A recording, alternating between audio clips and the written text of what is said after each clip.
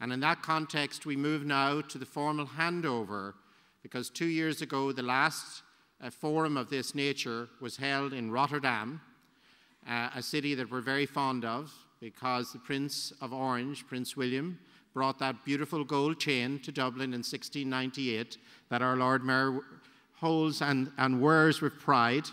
He calls it his unique selling point, if I may say so. And that came from the host country which held the last forum. And I would invite you now to greet the Vice Mayor of Rotterdam, Mr. Marco Florijn, who will address you for a few minutes before we hand over the leadership to Dublin. Marco.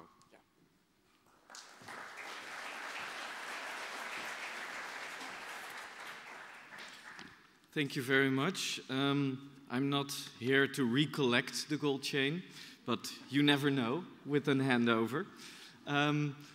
Lord Mayor, Excellencies, dear colleagues, distinguished guests, I'm extremely proud that Rotterdam has the honor of participating in this very important event. For Rotterdam, as the host city of the 7th Forum in 2010, it was extremely important to ensure a proper follow-up to the Rotterdam Forum. Through our presence in the WACAP Steering Committee and our support in the WACAP Secretariat in Geneva, we hope to have played a small part in the development that WACAP has undergone in the previous years. I see this Dublin Forum with the focus on making cities smart, safe and sustainable as a continuation of a process of creating new forms of cooperation and an ongoing transfer of knowledge. We need stronger alliances in order to be fit for the future. In this forum, we will try to find solutions for a better living environment for the urban poor, with a specific focus on the role of technology and inclusive, multi-sectoral approaches. These will not be cut and dried solutions. They simply do not exist. In this complex world with all those different cities that are also here at this forum. I strongly believe that the WACAP 8 will enable city leaders all over the world to take a big step towards a smart, safe and sustainable society as we bring our expertise and energy together. Ladies and gentlemen, the time to tackle urban poverty is now. This is why all of us, representatives from more than 50 countries and 100 cities across the globe and from different sectors have come together. And, of course, to send out a strong message. We, the United Nations, national, regional and local governments, NGOs, universities and the private sectors from all over the world are assuming our responsibilities. We, who see poverty as injustice, believe in the necessity and the rewards of innovative solutions to fighting poverty. You support this strong message by your presence here today, which pleases me immensely. It is our responsibility to step up, because individually, poverty means anguish and disadvantage.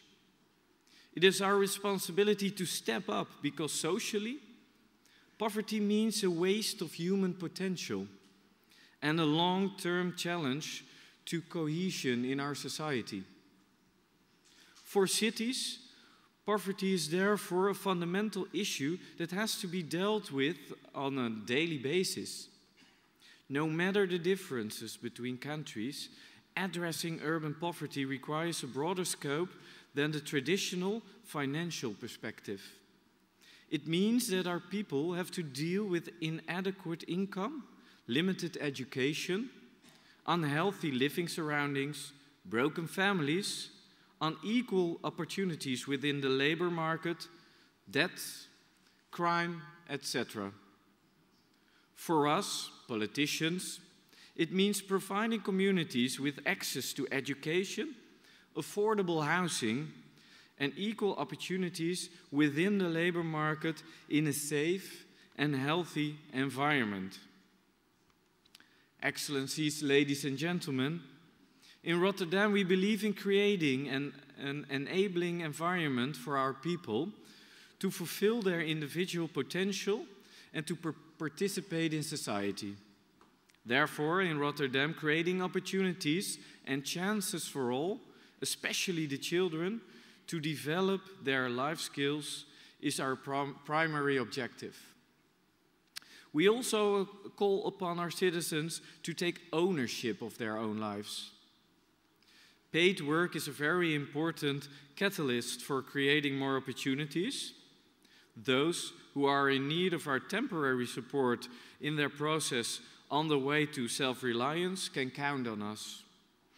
Although paid work is the best solution, fighting poverty structurally starts with the participation and inclusion of vulnerable groups. Only then we can prevent, and only then we will fight what I call the reduction of poverty.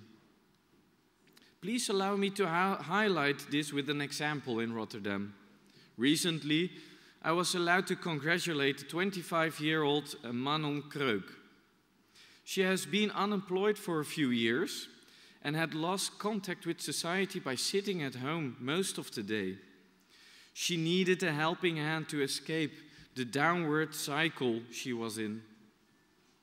Patrick, a multiple karate champion, provided that help. Together with other girls in a similar position, Manon started following his training program 3 times a week, in the dojo and in the classroom. There she discussed issues such as motivation, discipline, and the importance of standing up for yourself. Topics of high importance to unemployed young people. Some weeks ago, Manon started a new job at a wholesale tool supplier. It requires hard work, getting up early, and working occasional weekend shifts. But she does not complain. She is happy to participate in society again. In her own words, not working made me lazy and frustrated. Now I can prove what I am worth. And especially, she added, also be a role model for my own children, because I want them to see me participating in society. This example shows that solutions are only effective when they are found by people themselves and by their own social network. I strongly believe in the organizing capacity of people themselves and in their own strength and potential. Tackling poverty in an active way is what I strongly support. This means removing barriers to bring people back on track. Ladies and gentlemen, to conclude, Rotterdam is fighting poverty with the limited means at its disposal. We realize that we cannot do this job alone and that we depend on support of our partners, you, and of course, the strength of our own citizens.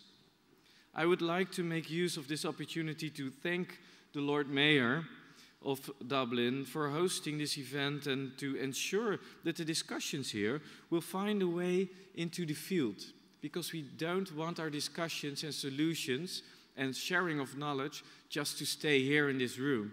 We have to share it. We have to do that for real people that are living in real poverty and that require real solutions. With so many different stakeholders, it's inevitable that we will all face challenges and heated discussions in the sessions to follow over here. However, I am sure our discussions will inspire us, and inspiration is what we need to discover new roads and innovations for regaining self-reliance of millions of people.